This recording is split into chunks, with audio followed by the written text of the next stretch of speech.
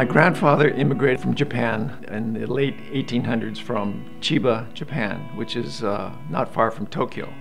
Unfortunately, because of cultural differences, language problems, discrimination, life was very difficult for the first generation Japanese into the United States. Life was hard back in China for my father and his family, and to really earn money to feed the family, my dad decided to leave behind his home to come to a country that at that time was not that welcoming, and so he ended up in San Francisco.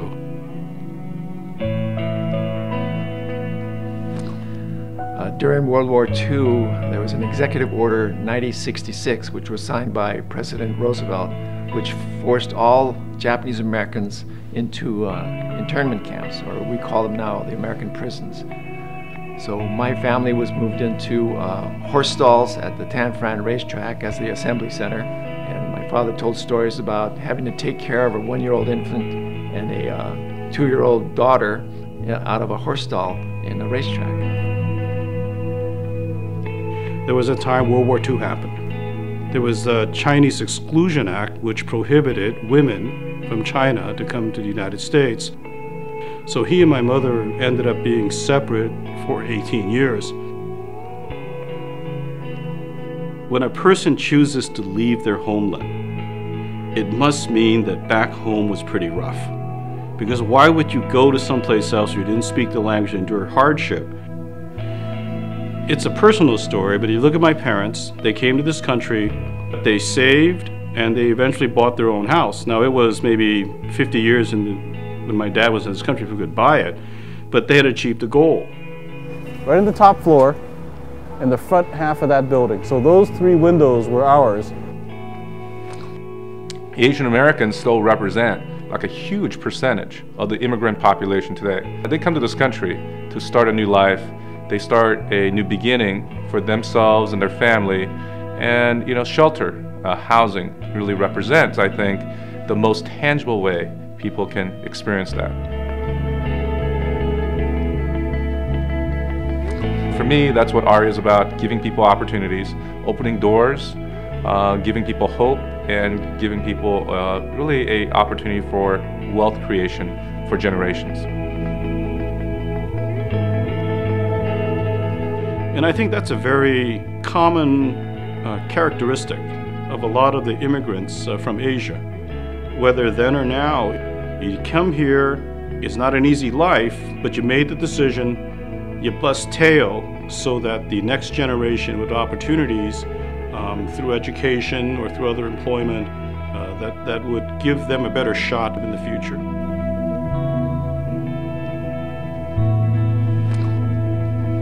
After the World War II, when Japanese Americans were released from the prison camps, my family returned to San Francisco. And then as they became reestablished into the mainstream, they needed homes. So my father realized that it would be a good business to get involved in real estate.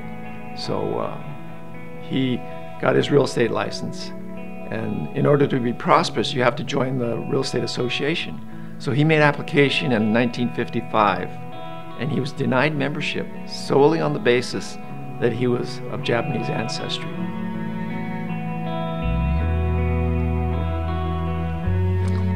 I talked to some people who were members of the board of directors at that time, way back in 1955, and they confirmed the fact that they actually voted against my father because of his ethnicity. My father was denied membership, and then in 1990, I was selected to be president of the association. And at my installation dinner, and my father was seated at a table, and I told that story, and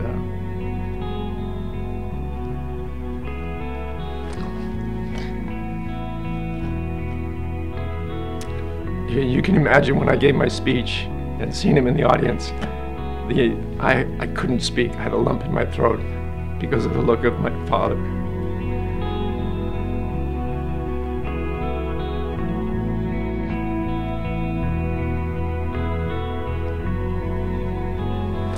I was the first Asian president of the San Francisco Association of Realtors, and I also was the first elected Asian board of director member.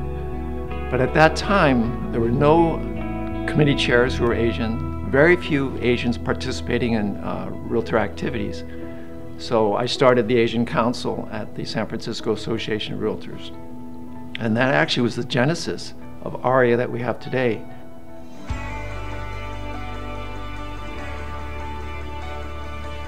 A group of dedicated, very visionary real estate practitioners met in Houston, Texas. John Wong and I brought this group together, along with the help of the National Association of Realtors.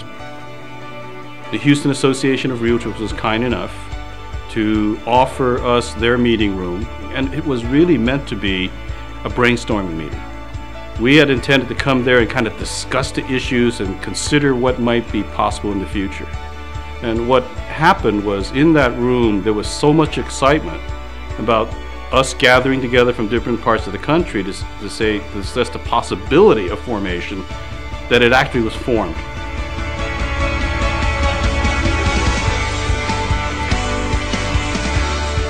We left that room with a vision. We didn't have a name, we didn't have members, we didn't have any money, but as I said, we had this incredible vision to start a national Asian real estate association. If there is a will, there is a way. Money comes a second. Money is a byproduct of what we have worked for. And one thing I do believe, charity starts at home. The more you give, the more you shall receive. And it's just so true.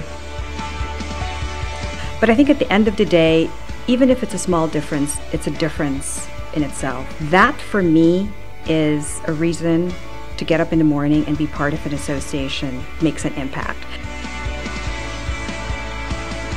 It doesn't matter what age you are in this industry, as long as you have the motivation and the drive, then you can succeed at any level.